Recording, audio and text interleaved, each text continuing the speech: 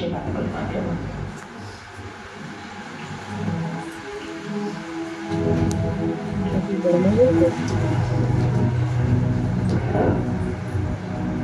জয় যিশু সকলকে। যিশু জয়।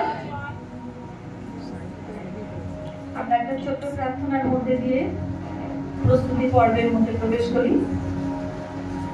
পরম মঙ্গলময় স্বর্গীয় আব্বা পিতা, তোমাকে ধন্যবাদ দিই পিতা, তোমার কন্যা সুন্দর প্রার্থনার মধ্যে দিয়ে প্রভু শুরু করেছে এবং এখনো প্রভু আমি তোমার কাছে সাহায্য যাচনা করছি প্রভু।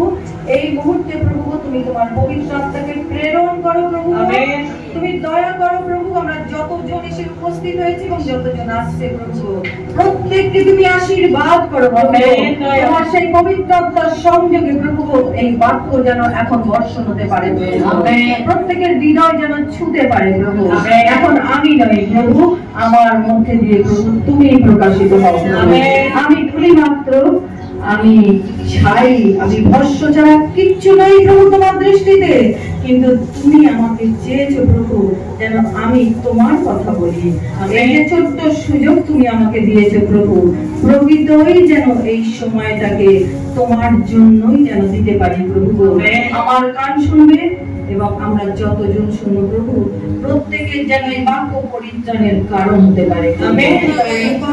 দয়া করো, সবার প্রথম থেকে শেষ পর্যন্ত তুমি পরিচালনা করো, সঙ্গে থাকো। Amen amen. তো শাস্ত্র থেকে পাঠ শুনবো, যা লেখা আছে প্রথম কোরিন্থীয় তার 13 অধ্যায় 1 থেকে 7 পদ পর্যন্ত।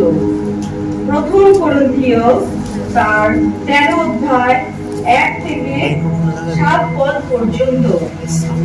নতুন নিয়মের পৃষ্ঠা সংখ্যা 349। প্রেমের উৎকৃষ্টতার বিষয়।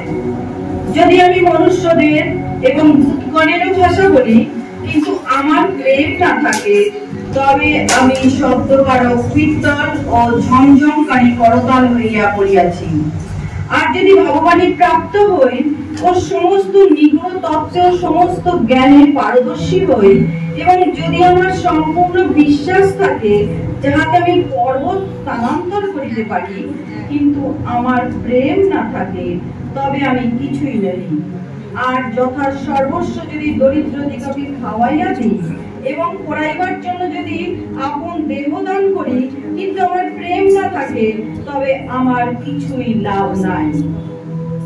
প্রেম চিরসহিষ্ণু, প্রেম মধুর, ঈর্ষা করে না, প্রেম আত্মশ্লাঘা করে না, গর্ব করে না, অশিষ্টাচরণ করে না, স্বার্থ চেষ্টা করে না, রাগিয়া ওঠে না, অপকার গণনা করে না, অধার্মিকতায় আনন্দ করে না, কিন্তু সত্যের সহিত আনন্দ করে। সকলই বহন করে, সকলই বিশ্বাস করে, সকলই প্রত্যাশা করে, সকলই ধৈর্যপূর্বক সহ্য করে। সুন্দর বাক্য, আমরা অনেকবার শুনেছি, আজ একবার নতুন করে যেন আমরা ভাবতে পারি এই বাক্যটাকে। এখানে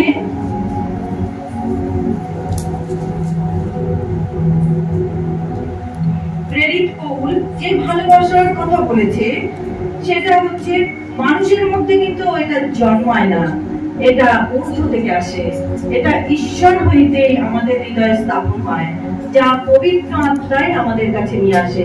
আমরা নিজে থেকে এই প্রেম কখনোই করতে পারি না। তাই আমি দুটো লাইন শুধু একটু গানের মধ্যে দিয়ে আমি প্রকাশ করতে চাই যে খ্রিস্ট যিশু তোমার প্রেম আমি বর্ণনা করতে পারি না। খ্রিস্ট যিশু তোমার প্রেম আমি বর্ণনা করতে পারি না। তুমি মহান, কত মহান, তুমি মহান, কত মহান, তুমি সর্বশক্তিমান। খ্রিস্ট যিশু তোমার প্রেম আমি বর্ণনা করতে পারি না। হ্যাঁ প্রভু, তোমার প্রেম বর্ণনা করব এমন আমার সেই যোগ্যতা নেই প্রভু। তুমি আমাকে যোগ্য করে নাও প্রভু, যেন যতটুকু বুঝেছি ততটুকু যেন বোঝাতে পারি প্রভু। তোমার প্রেম, তোমার মতো প্রেম আর কেউ করেনি প্রভু। প্রেমের যদি চরম নিদর্শন যদি হয়ে থাকে, সেটা হলো আমার ক্রুশ। ক্রুশের দিকে তাকিয়ে আমরা দেখতে পারি পৃথিবীর মধ্যে চরম প্রেমের নিদর্শন একমাত্র হলো ক্রুশ, যেখান থেকে খ্রিস্টের প্রেম বেরিয়ে এসেছিল। প্রথম বাণীর মধ্যে দিয়ে তিনি বিশ্বকে জয় করে নিলেন, প্রেম দিয়ে, কোনো যুদ্ধ দিয়ে নয়, কোনো অস্ত্র শস্ত্র দিয়ে নয়। তিনি প্রথমেই তিনি প্রেম প্রদর্শন করলেন, ক্ষমা করলেন, আর তার মধ্যে দিয়ে তিনি সমগ্র বিশ্বের মানব জাতিকে তিনি গ্রহণ করলেন এবং তিনি তার প্রেমের মধ্যে দিয়ে এই বিশ্বের মানুষকে জয় করে নিলেন। আর তিনি চাইছেন যেন সেই প্রেম আমাদের মধ্যে থাকে, যা আমরা নিজে থেকে কখনোই করতে পারি না। আমরা যদি যা বাক্য পাঠ করলাম তাতে আমরা দেখলাম প্রেম দীর্ঘ সহিষ্ণু, প্রেম ঈর্ষা করে না, যে প্রেম হচ্ছে চিরমধুর। কত সুন্দর! এগুলো সমস্ত আমাদের ঈশ্বরের, পিতা ঈশ্বরের, পুত্র ঈশ্বরের এবং পবিত্র আত্মা ঈশ্বরের এক একটা চরিত্র যা আমাদের কাছে প্রকাশ করছে। যেন আমরা এই কারণেই প্রত্যেক বিশ্বাসীর কর্তব্য হচ্ছে এই প্রকার স্বর্গীয় প্রেমে আমাদের বৃদ্ধি পাওয়া। আমরা যেন বৃদ্ধি পেতে পারি তার জন্য পবিত্র আত্মাকে দরকার আছে।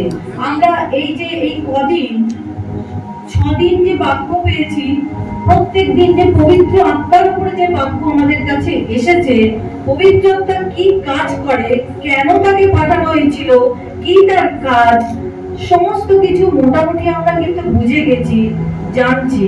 আমরা সেই বলে যাচ্ছি যে 50তম দিন সেই খ্রিস্টের সেই আত্মা, পবিত্র আত্মা প্রেরণ হবে, আমরা তার জন্য অপেক্ষা করছি। কিন্তু তার সেই পবিত্র আত্মা অনেক আগেই কিন্তু আমাদের কাছে এসে গেছে। এটা আমাদের কাছে নতুন করে ভাবার জন্য এসেছে, নতুন করে আবার সজাগ হওয়ার জন্য আবারও একটা বছর আমাদের সামনে এনে দিয়েছেন প্রভু দয়া করে। কেননা তিনি আমাদেরকে বাঁচিয়ে রেখেছেন। বেঁচে আছি বলেই 2024 সালে আবারও সেই 50তম দিনের প্রস্তুতি পর্বে আমরা আসতে পারছি। কেননা সেই 50তম দিনটাকে আবার আমরা উদযাপন করব, কারণ আমাদের মধ্যে পবিত্রতা অলরেডি আছে।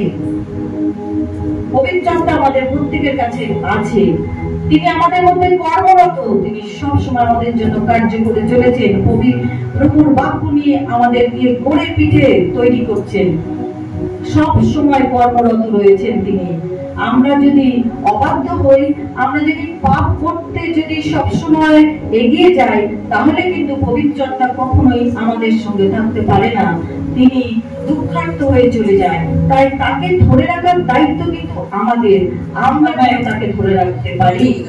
আর আমরা দেখি যে আমাদের খ্রিস্টের যে প্রেমের যে চরিত্র, যে গুণাবলীগুলো আমরা দেখলাম, সত্যিই কি তিনি শুধু মুখে বলে গেছেন, তিনি কি কার্যে করে দেখাননি?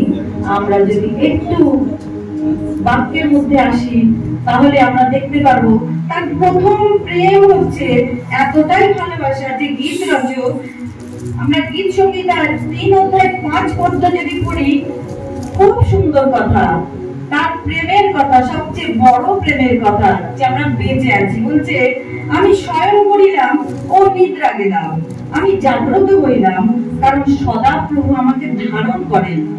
তিনি আমাদেরকে ধরে রেখেছেন, এই পর্যন্ত তিনি ধারণ করেছেন।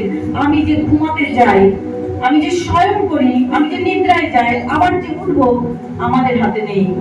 আমরা কেউ জানি না যে পরের দিন আমরা দেখতে পাবো। কে ধারণ করে আছে আমাদেরকে? আমাদের প্রভু, আমাদের খ্রিস্ট আমাদেরকে ধারণ করে আছে। এর থেকে বড় প্রেম আর কি হতে পারে? সবচেয়ে বড় প্রেম তো তিনি দিন প্রতিদিন আমাদেরকে লালন পালন করছেন, আমাদের বাঁচিয়ে রেখেছেন, আমাদের রক্ষণাবেক্ষণ করছেন তার পবিত্র আত্মার দ্বারা। এর থেকে আর বড় প্রেম আর হতে পারে না। সেই প্রেম তিনি আমাদের দিয়েছেন। এরপরে আমরা যখন বেঁচে আছি তখন আমাদের গ্রুমিং এর প্রয়োজন আছে, আত্মাকে সুন্দর করে সাজানোর প্রয়োজন আছে। যে কোনো ভাবে আত্মাকে সাজানো যাবে না।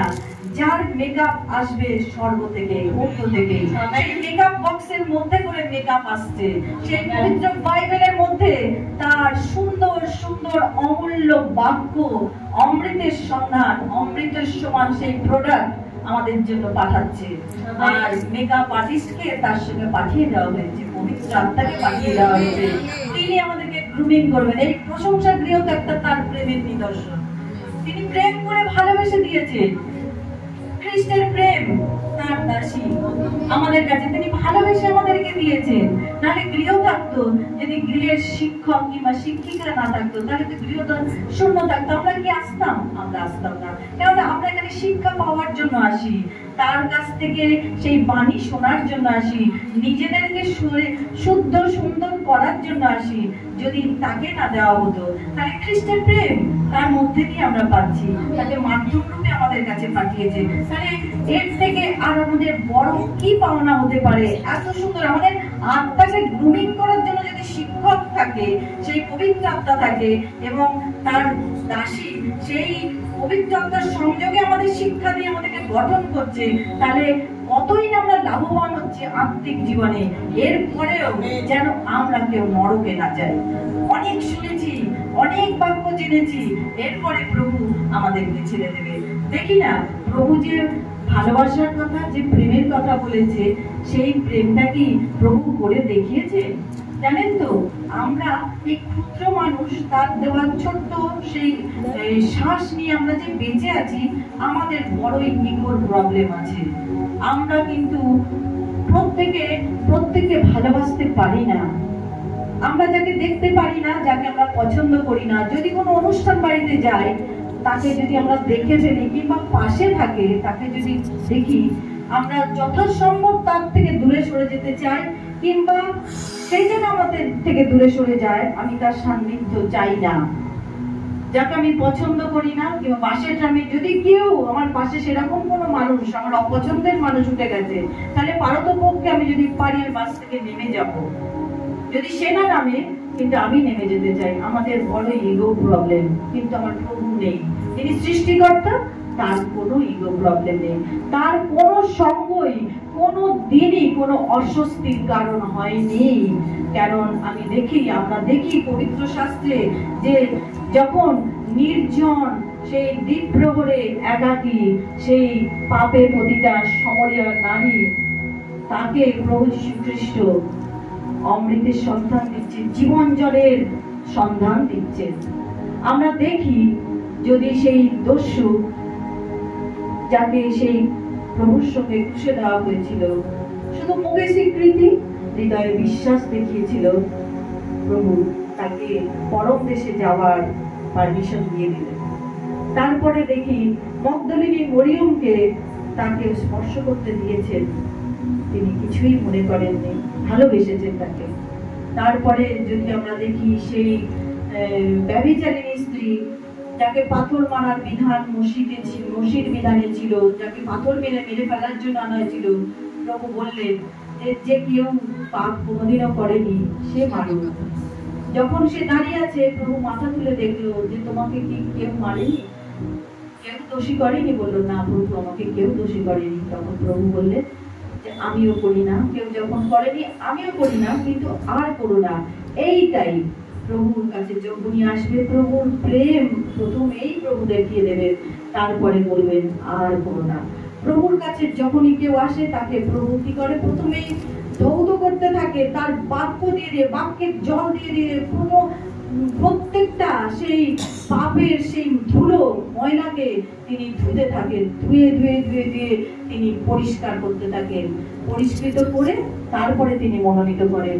আর যাদেরকেই আমরা দেখেছি যে প্রভুর কাছে, এই সমস্ত মানুষরা, তারা তো প্রভুর কাছে এসেছে। প্রভু তো বলতেই পারতো যে না না তোমরা পাপী। যেমন সক্রিয়, সে করগ্রাহী ছিল, পাপিষ্ঠ, সে করগ্রাহী, তাকেও কিন্তু প্রভু বলছে, প্রভু নিজে ডেকে বলছে যে তুমি নেমে এসো, আমি তোমার গৃহে আজ থাকবো। তাই কোন সান্নিধ্যই প্রভুকে কখনোই অস্বস্তির কারণ করে তুলতে পারেনি, কারণ তিনি মহান, তিনি সর্বশক্তিমান, সবাইকে গ্রহণ করতেই এসেছেন। তিনি চিকিৎসক হয়ে এসেছেন। তিনি বলছেন যে সুস্থ মানুষের চিকিৎসকের প্রয়োজন নেই, কিন্তু অসুস্থদের জন্য চিকিৎসার প্রয়োজন। তাই পাপী তাপী মানুষের জন্য তিনি আসলেন, যেন আমরা প্রত্যেকেই পাপী, তাই আমরা যেন তার সেই চিকিৎসার দ্বারা যেন আমরা সুস্থ হয়ে উঠতে পারি, আত্মায় যেন সুস্থ হয়ে উঠতে পারি। এই উদ্দেশ্য নিয়েই তো প্রভু আসলেন। যখন দেখি যে 100টা মেষের মধ্যে 99 জন ফিরে আসলো, তিনি তো বলতেই পারতেন যে একটা আসেনি, যাক ওকে কেউ ধরে নিয়েছে কিংবা কোথাও আটকে গেছে, কোথাও গিয়ে ফেসে গেছে, একটা না আসলে কোনো কিছু যায় আসে না, দরকার নেই, 99 জন তোমার কাছে আছে, ওকে আমার খুঁজতে যাওয়ার দরকার নেই। খ্রিস্টের প্রেম, খ্রিস্টের বিউটি, প্রত্যেকটা কথা প্রত্যেকটা বাক্যে একটা করে বিউটি আছে, কারণ আমার খ্রিস্ট বিউটিফুল, সবচেয়ে বেস্ট তিনি আমাদেরকে দিতে চান। তিনি কি করলেন, চলে গেলেন। 99 জন যেহেতু তার বিশ্বস্ত ছিল, তারা বাধ্য ছিল, তাই তাদের কথা চিন্তা না করে তাদেরকে রেখে সেই একটা মেষ, হারানো মেষের জন্য প্রভু চলে গেলেন। তিনি খুঁজতে বেরোলেন, কতই না পরিশ্রম করে তাকে যেতে হয়েছে, কত দূর হয়তো যেতে হয়েছে, কিংবা কোথাও গিয়ে তো জঙ্গলের মধ্যে ফেসে গেছে, সেখানে সেই জঙ্গলটাকে তাকে পরিষ্কার করতে হয়েছে, সেই জঙ্গল পরিষ্কার করে তাকে বের করে আনতে হয়েছে। তাকে কি মারতে মারতে নিয়ে এসেছিল, তাকে কি বকতে বকতে নিয়ে এসেছিল, তাকে কি শাসন করতে করতে নিয়ে এসেছিল? প্রভু আগেননি। প্রভু তাকে আমরা ছবিতেও দেখি যে কাঁধে তুলে তাকে বড় প্রেম করে ভালোবেসে কাঁধে তুলে তাকে নিয়ে আসছে, যে আর হারিয়ে যেও না, তুমি আমার সঙ্গে সঙ্গে থেকো, আমার সঙ্গ তুমি ছেড়ো না, আমার চড়ানির মেষ, আমার অনেক চড়ানি আছে, সেই চড়ানিতে একসঙ্গে তোমরা থাকো, তোমরা বিচ্ছিন্ন হয়ে যেও না। যখনই জগতের দিকে তুমি তাকাবে, জগতের প্রলোভনে পা দিয়ে দেবে, তখনই কিন্তু তুমি বিচ্ছিন্ন হয়ে যাবে আমার কাছ থেকে। আমি ফিরিয়ে আনবো, কিন্তু বারবার আনবো না, তোমাদের সুযোগ দিচ্ছি। এতটাই ভালোবাসলো যে তাকে প্রেম করে ভালোবেসে কোলে করে কাঁধে করে নিয়ে এসে আবারও সকলের মাঝে রাখলো। তিনি চান যেন আমরাও পাপী তাপী হলেও আমরা যদি ফিরে একবার আসি, ফেরার সুযোগ যে দিচ্ছে, এই প্রশংসা দিয়েও তো বাক্য দিচ্ছে, এবং পৃথিবীর বিভিন্ন জায়গায় এরকম অনেক প্রভুর সেই গৃহ আছে যেখানে প্রভুর বাক্য বিতরণ করা হয়। প্রভুর বিভিন্ন দাস দাসী সেই দায়িত্বকে কাঁধে তুলে নিয়ে বহন করছে। কত জায়গায় তারা তাড়িত, কত জায়গায় তারা অপমানিত, কত জায়গায় লাঞ্ছিত, কত জায়গায় তাদের মৃত্যু বরণও করতে হচ্ছে। সেই অবস্থাতেও, সেই অবস্থা হবে জেনেও কিন্তু প্রভুর বাক্যকে ভালোবেসে তারা কাঁধে তুলে নিয়ে তারা প্রভুর বাক্যকে বিতরণ করতে যাচ্ছে। প্রভু কি তাদেরকে আশীর্বাদ করবেন না? নিশ্চয়ই করবেন, কেননা মহা মূল্যবান পুরস্কার তাদের জন্য তোলা আছে। আর আমরা যে বসে আছি, যখন তার দাসী বাক্য বলেন, তিনি বলেন যে তোমরা আমেন বলবে, হালেলুয়া বলবে। আমরা কিন্তু আমেন বলি, কেননা আমরা জানি যে আমরা ভেবে চিনতে, আমরা বুঝেছি বলে আমেন বলি, আমরা বুঝেছি বলে হালেলুয়া বলি, কিন্তু খ্রিস্ট কার্যকারী চাইছে। আমরা শুধু বসে বসে আমেন বলবো, তারপরে গৃহে চলে যাব, যেমন ছিলাম তেমনই থাকবো, এটা চলবে না। খ্রিস্টকে ঠকানো যায় না, কেননা খ্রিস্ট অন্তর্যামী, তিনি আমাদের মর্মের পরীক্ষা করে দেখেন, তিনি আমাদের হৃদয় অনুসন্ধানকারী ঈশ্বর, তিনি কার্যকারী চাইছেন। যদি কার্যকারী যদি দেখতে হয়, তাহলে আমাদের চোখের সামনেই বসে আছে, তার দাসী বসে আছে। আমরা এত বছর ধরে দেখেছি তার সংসারকে সে সামলাতে সচেষ্ট ছিল না, তিনি সব সময় প্রভুর সংসারকে সামলানোর জন্য সব সময় জাগ্রত থাকে। দিনে হোক রাতে হোক, যখনই যে সময় আমরা তার কাছে প্রার্থনার জন্য তার কাছে এসেছি কিংবা ফোনের মধ্যে দিয়ে প্রার্থনা চেয়েছি, তিনি কখনো কাউকে বিমুখ করেনি, ফিরিয়ে দেয়নি, এবং এ কথাই বলে যে না, আমার প্রভু যখন কাউকে ফেরত দেয়নি, কাউকে তার কাছ থেকে দূরে সরিয়ে দেয়নি, তাহলে আমি কে? আমি তো তার দাসী, আমি তো বাধ্য, আমি করতে বাধ্য। তিনি করেন, তিনি দিন রাত সমান করে দেখেন, তার সংসারকে সময় দেয়নি, প্রভুর জন্য। এইরকম কার্যকারী প্রচারক প্রচারিকাকেই তিনি চাইছেন। তার ক্ষেত্রে তার গৃহে শুধু বসে বসে খাবে তার বধূরা, এটা তিনি চান না। আমাকেও বলছে, আমার গানও শুনছেন, আপনারাও শুনছেন, যেন আমরা শুধুই ওই বসে আমেন হালেলুয়া বলে ক্ষান্ত না হই। আমরা কি প্রভুর সুসমাচার কি আমার প্রতিবেশীর কাছে কিংবা আমার পাশে কেউ এসেছে যে প্রভুকে কখনো জানে না, আমরা তাকে দোষারোপ করতে পারি, তাকে বলতে পারি ও পাপী, ও এই করছে ওই করছে, কিন্তু প্রভুর কথা কি তার কাছে দুটো কথা কি বলেছি কখনো? আমি বলতে পারি, সে গ্রহণ করবে কি না না করবে সেটা তার ব্যাপার, সেটা প্রভু বুঝে নেবে, কিন্তু আমি বলেছি কিনা সেটা প্রভু দেখবে। যে তোমার কাছে সুযোগ ছিল তুমি কিন্তু করনি, তুমি ব্যবহার করো না। আমরা লজ্জা পেলে প্রভুর কথা বলতে লজ্জা পেলে চলবে না, ভয় পেলে চলবে না, কারণ তিনি আমাদের সাহসের আত্মা দান করেছেন। যদি সেই পবিত্র আত্মাকে আমাদের হৃদয়ে রাখি তাহলে তিনি সাহসের আত্মাই তো দিয়েছেন, তাহলে সাহসের সঙ্গে কেন প্রভুর কথা বলবো না? আমার প্রভু তো সত্য ঈশ্বর, তো মিথ্যার উপর প্রতিষ্ঠা নয়, তিনি সত্য। তাহলে সত্য ঈশ্বরকে গৌরবের সঙ্গে বলবো, বিজয়ের সঙ্গে বলবো, উচ্চকৃত হয়ে বলবো, তার প্রশংসা করব, তার কথা বলবো, কারণ তার সুসমাচার রেখে গেছে। তিনি শুধু শুধু না আমাদের কাছে দিয়ে গেছে যেন আমরা অপরকে আস্বাদন করাতে পারি। আস্বাদন করার দায়িত্ব আমাদেরও আছে, শুধু অন্যকে আমরা দোষারোপ করতে পারি না। যারা জানে না তাদের জানানোর দায় কিন্তু আমাদেরও আছে, আমাদের মাথার উপরও কিন্তু সেই দায়িত্ব আছে। আমরা জেনেছি যখন, আমরা বুঝেছি যখন, তাহলে কেন হয়তো 100 জনের কাছে বললে একজনও তো মন ফিরাতে পারে, সেই একজন হয়তো অপেক্ষা করে আছে প্রভুর একটা বাক্যের জন্য। যদি সুযোগ পাচ্ছি কেন বলবো না? আমরা আমাদের শুধু ধান্দাই জায়গায় হয় যে যেখানে যাব প্রভুকে দিয়ে আসবো, প্রভুকে দিয়ে দেবো, এই ধান্দা, প্রভু ধান্দা যেন আমাদের হয়ে যায়, আর কিছু না। আমরা অনেক গসিপ করি, অনেক বড় চর্চা, বড় নিন্দা, বড় আলোচনা করতে ভালোবাসি, একে দেখতে পারি না, ওকে দেখতে পারি না, ওকে ভালোবাসি না।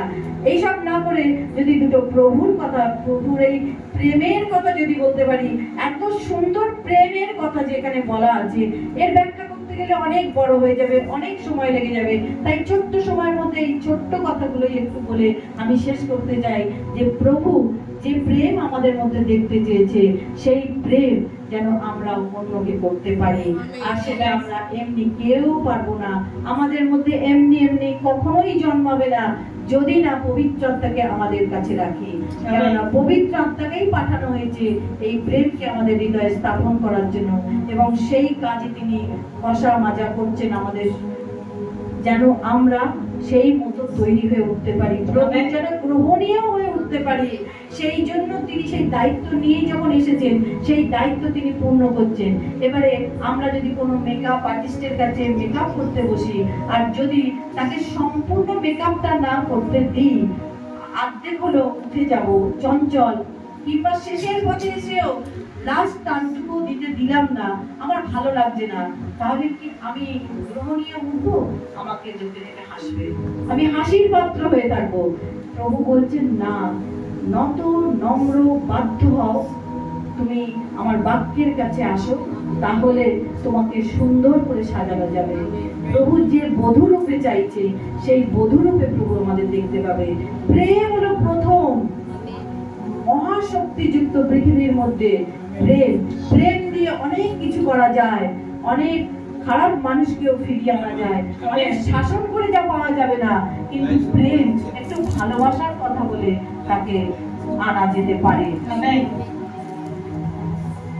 সেই জন্য আমরা যেন এই প্রেমটাকে হৃদয়ে রেখে যেন আমরা প্রভুর পথে চলতে পারি। যদি পারছি না, তাহলে প্রভুর কাছে আমরা নিজেদেরকে সমর্পণ করে দিই। প্রভু আমাদেরকে দেখবেন, আমাদের তৈরি করবেন, আমাদেরকে গ্রুমিং করবেন, এবং প্রভু তার কাছে নিয়ে যাবেন। এই প্রেমের বাণীর জন্য প্রভু মহানামের ধন্যবাদ জানাই। সকল মহানামের ধন্যবাদ জানাই। প্রভু যিশু, তুমি আমাদের দয়া করো, করুণা করো, আশীর্বাদ করো প্রভু।